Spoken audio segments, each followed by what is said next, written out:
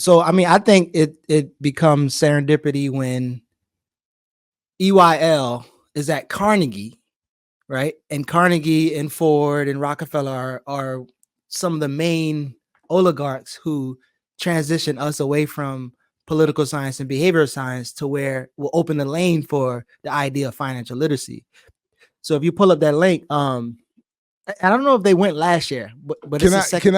My bad. Since I cut you off and interrupted the whole thing, can I just go ahead and finish that by playing a little clip just so we can get an idea? I'll just play one section of this so people can at least, and then if we have time, maybe we can come back to more. But this is him. This is just Roland talking about. Whoops! I didn't mean to do that. Why is it? Oh, because I'm in the wrong. My bad. Hold on. This is Roland talking about.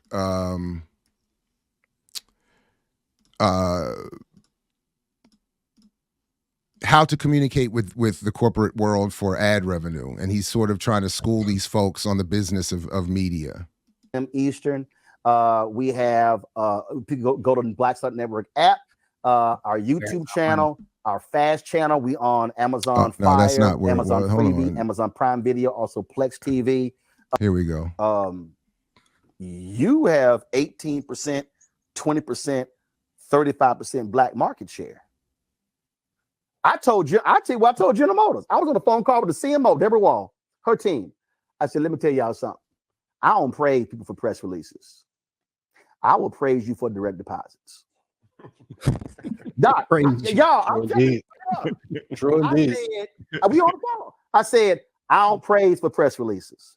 I said, let me tell you something right now. I said, I ain't got to launch a massive boycott of y'all. If I knock off 1% of your black market share, all y'all getting fired. I said, so look at that. Let me know when we gonna do business. Mm-hmm. Y'all straight up. I'm just being straight up.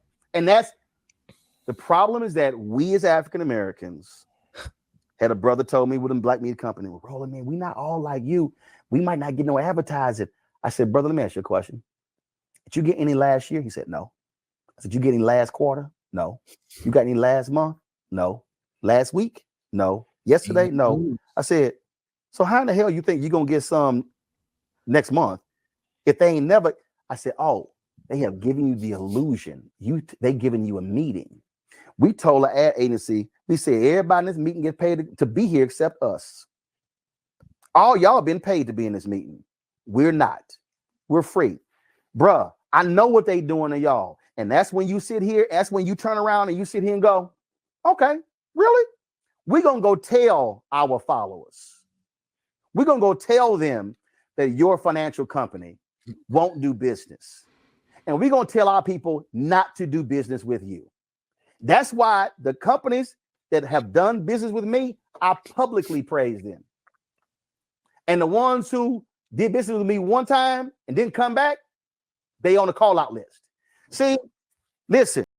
So it's actually more difficult in real time. I didn't realize. I mean, it's much easier. I should play it in double time here. But the short of it is, this was the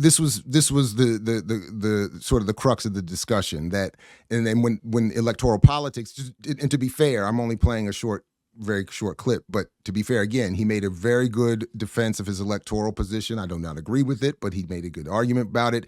But this was the ultimate conclusion, that at the end of the day, as he made it, by the way, the worst, most egregious thing, I'm sorry I took this long to remember this because I did not write it down, but he makes passing reference to Stokely Carmichael, calling him Stokely Carmichael, and said that this is why we have to be in organizations. We have to be organized. So he took that accurate piece from Teray.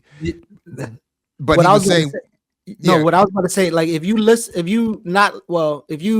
are carried away with how he speak, it sounds like he's saying organize for political power and get away from this do-it-yourself bootstrap shit. Like it almost sounds like that's kind of how he's handling it. Is, but he has no. It is. He is saying organize yourselves for political power. But as I'm trying to quickly summarize here, maybe not being fair enough to him, but I think accurate enough, is that the extent of political organization for him is to extract more from the federal government for black businesses, for HBCUs, for black commercial media.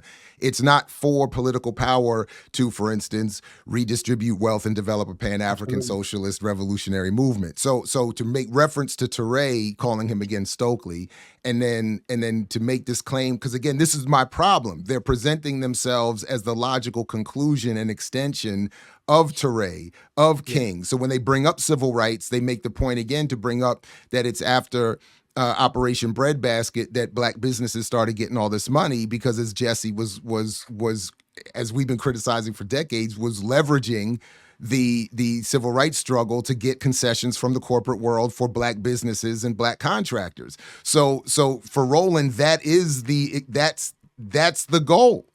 So and again, there was only this slight little tension when the brothers would try to say, well, we got to get our money right. We got to get, before we get our politics. And Roland is trying to say, no, we got to have it hand in hand. That's why he was saying it's the White House and the Treasury are the two dominant institutions, and they work hand in hand. And if you don't understand that and don't know how to intervene to get your rightful due, you end up getting played. So it's. Right. And he did say, I'll stop here, but he did say also that he has about, I think he said $300,000 or $200,000 a month that Roland has in payroll. I think it's like $195,000, I think he said, or something like that he's got to come up with every month for payroll. So he's got to have these relationships with these corporate entities. It's better. Right. Yeah. So, I mean, as Diallo is a political science guy, and then, I mean, you can pull up the next link.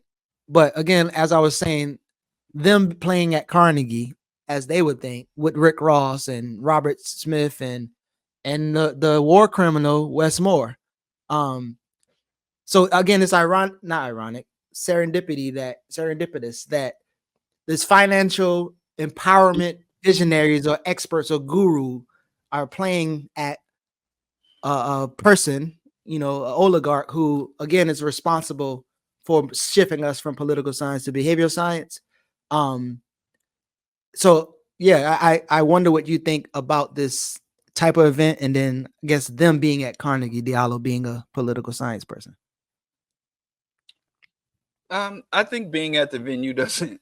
I mean, it's good for in terms of bragging rights and that, but in terms of most people, the Carnegie Institute or don't really. It's prestige, but it's just a venue. It's just them. Just like when they went to Harlem or when they went to the Apollo, these venues, it's more of a celebrity more so than an ideology thing.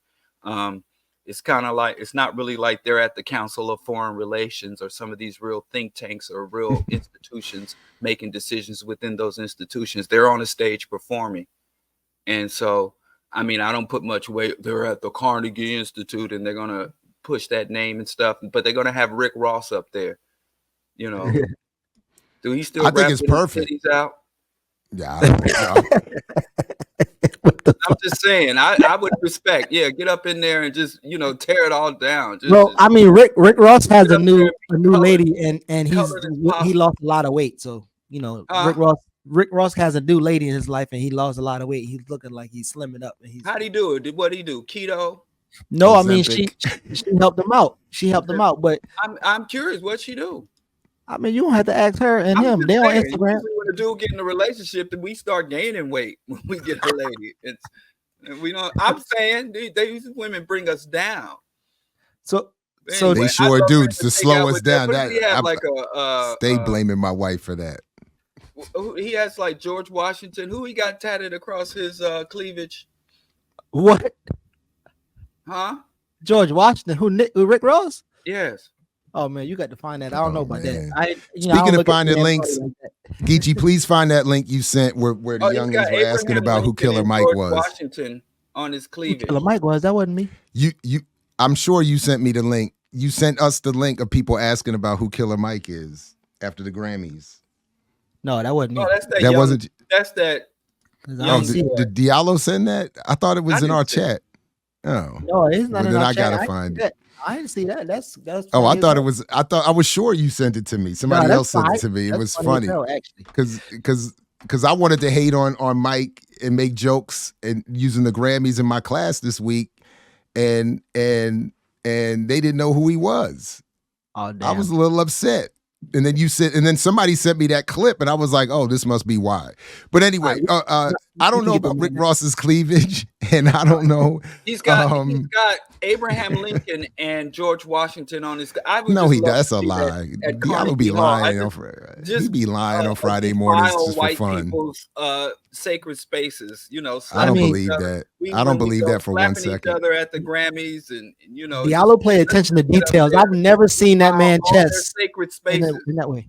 Go excavate white folks' graves. Let's go dig up some old white folks.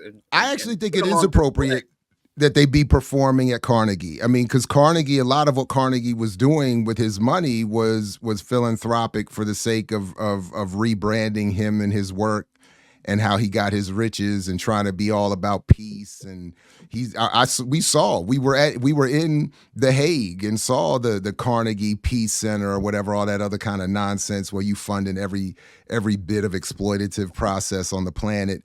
So I think it's perfect that they be there presenting themselves as the solution to Black suffering during Black History Month in a hall named after someone who left a bunch of money to rebrand the world under his illusions. But the question is how, and their how is they're gonna teach us how to leverage content, leverage influence, technology, and public policy to drive real economic change and a close to the economic divide. So, are they doing the work? By closing the economic divide, they mean getting themselves a bunch of money. And getting Westmore elected to be the next president, Obama 2.0. I mean, he's gonna need a funding base. So there's one billionaire right there. Robert Smith. I mean, I think his funding base is pretty tight now to get his ass in that governor spot, don't you think? In Maryland? I don't know. I don't know. I mean, but since you mentioned, I was looking at the Carnegie Hall event site, and I don't see the EYL thing on there. Did I miss it? Wait, they didn't. I mean, they got their own flyer. False advertising. Huh? They got their own flyer, and Robert Smith going. I see that, but the Carnegie has events all year round, and I don't see the EYL thing. They couldn't even put them on the website. Maybe they on a maybe a small version back door. Man, let me look at this thing but wait a minute. Right. The events. I can't find this video. I can't find that video. But I could have sworn you sent it to me. Who sent me that video? Oh, you talking about that? Wait, what day was that supposed to be? I don't know, man. Go back to that. There's just so much stuff flying around. You pulled it up on that link. Pulled up what? The date I'll look at it. The date they supposed to be there at Carnegie. You sent the link. Yeah, that's what I'm going to look. I'm looking at it now. I thought you still had it up. Wait, it actually doesn't show the date. Damn. Diallo, maybe you're right. Y'all money, y'all giving these dudes money. They going to pay to rent out Carnegie Hall. Oh wow, that might be it because I really don't see. I don't even see their date on it. And you see how they do, and they paid their money too, and they couldn't put them up there with them white folks doing opera and orchestra. Listen, I mean, Breakfast Club do that all the time. They'll let you pay for an interview and make it seem like you actually get an interview, but you're paying for it. So yeah, but hey, I guess if you got an ass, you can't afford it because I'm looking up the venue fees and they're just telling me, oh, you can get our performance hall and our event spaces, but ain't no prices. You can't afford it. That's exactly right. If you got an ass, you can't afford it. But I'm just saying it's peculiar to me. Y'all giving money to these people and they renting out Carnegie Hall to do shit. Well, maybe Carnegie got other buildings. And maybe it's another building. Carnegie Hall is just, I mean, it's a magnificent. I mean, as a guy, as one who can appreciate architecture, and especially in New York, a lot of those old, 20th century and 19th century architecture, because all that glass and steel everywhere. It's good to see there's some good stonemason, good stone work, some good intricate. It says February the 13th. So it is a beautiful building. But Stern Auditorium, February 13th, Stern Auditorium. did they put it on the Carnegie site? I mean, it's on the website, but it's not on the events, because even when you see this Because I link, mean, them brothers paid their money now. As much as I oppose their ideology and their objectives, I mean, they still brothers. You put the money up, you put me on the page. well, now when you click events, it doesn't come up, but maybe it's somewhere hidden somewhere else. But that page that I sent just now. There it go. It's there. I hate how Diallo, these you wasn't cats. looking. It's there. They're not gonna let Rick Ross rap. Stop it. Carnegie Hall presents Power Network. Diallo got Black this History Month conversation and false celebration. news, fake news. No, It's on there. where did you find that on the page? When you click events and you go down to February 13th, it's right there. You see Westmore looking like Jay-Z, Rick Ross, and Rashad and them. February. Black History. I guess this is Black History Month. Hey, it's February. Don't do them like that, man. There it is. Oh, you about to get us in trouble. Shit. Y'all charging? Oh, they're gonna have to get some of that money back though, bro. Earn your exploitation. $50? $50? You gonna let me see $50? Ooh, no. See, but this looks like, again. So I was watching Olafari Hutchinson on Sundiata's show last night, and they were talking about some of the biggest Black-owned businesses in the country. And the one I looked up looked a lot like this. So this sister's on here is saying that she runs the Digital Progress Institute. But it's the same thing I saw when I was looking at the other thing. When you scroll down to the who we are's, after the initial black symbolic face, it's I mean, this is the woman that's going to be on the panel. Yeah. For Black History Month, talking about Black empowerment and Black business. And she's not even the first one listed on this thing that she's said to be the head of.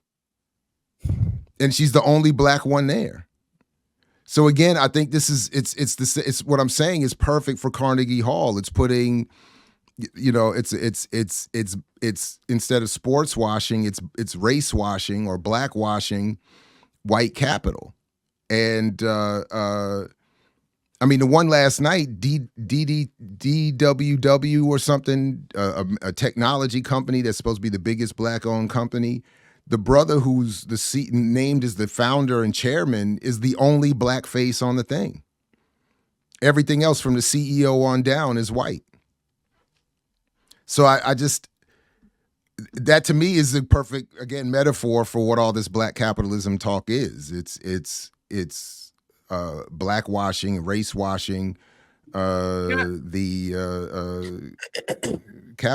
Yeah, go ahead. It's not even Black capitalism. It's always been just capitalism, because they're playing the same role as the bottom feeders, you know, as petty bourgeoisie or whatever you want to call them, because this isn't even, they haven't even really elevated to like Black capitalism, because they're not, you know, as in the ideology and practices of capitalism, they haven't even really elevated. You know, they're what do you call, they have patrons. When you have white patrons, you're not, you know, so it's not even Black capitalism. Even though I oppose Black capitalism, I could have a level of at least acknowledgement if it exists or if it truly emerged. But this ain't even Black capitalism. This is just capitalism or white. This is just what it always was. I mean, Killer Mike don't call himself a Black capitalist. He calls himself a capitalist. He's not a capitalist or a Black capitalist, but he does have he calls himself role to play within the capitalist infrastructure, within capitalist policy. Yeah, we're in the world of self-titled. And why didn't Andrew Dice Clay perform? I mean, the Carnegie Hall fell off. So I just another one. This other sister who's on here being listed as Megan Holston Alexander, leader of the Cultural Leadership Fund at Andreessen Horowitz. So obviously we don't even need to look it up, but this is Andreessen Horowitz. Oh yeah. Like this is so. I mean, she's not even on this. She's not even listed here. Maybe at the bottom. So I mean, I'm just saying, like, this is what's going on at Black History Month at Carnegie Hall, celebrating Black economic empowerment in Black history. Get your But blag back, Andrew, 2 man. days later, in that same venue, they're going to have Andrew Dice Clay performing February 15th. So, like I said, Mr. Carnegie, though, Hall what you fell off. At least for what I was proximity to whiteness is the goal that you need.